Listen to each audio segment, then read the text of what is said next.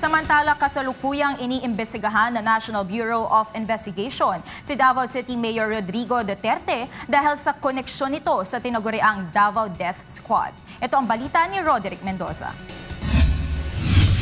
You know, I find those statements of his, at the very least, annoying and definitely disturbing.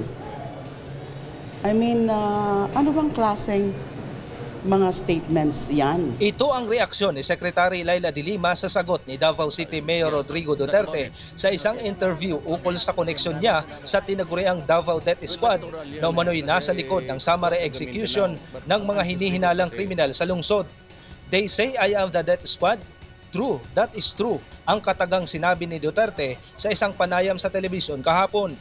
Ginawa ni Duterte ang pahayag bilang tugon sa panawagan ng Human Rights Watch na imbestigahan ang mga kaso ng pagpatay na ginagawa ng Death Squad. Kung sasang-ayunan ho natin yung ganyang pananaw, katawa-tawa talaga tayo as a society.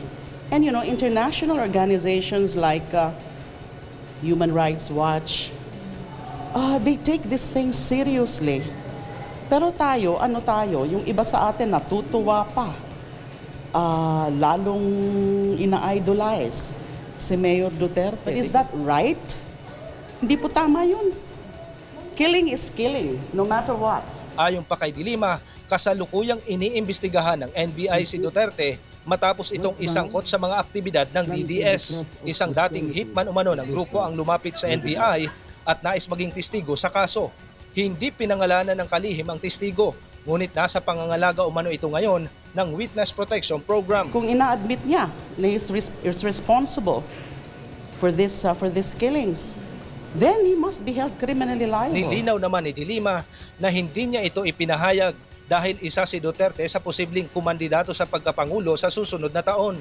Dati na umano nilang inimbestigahan ang alkalde at ang mga kaso ng extrajudicial killings noong siya pa ang chairperson ng Commission on Human Rights. Sinabi pa ng kalihim na mas nakababahala kung tinatanggap ng taong bayan ang ganitong kaisipan, napapatayin na lamang ang pinaghihinalaang kriminal kaysa dalhin ito sa hukuman.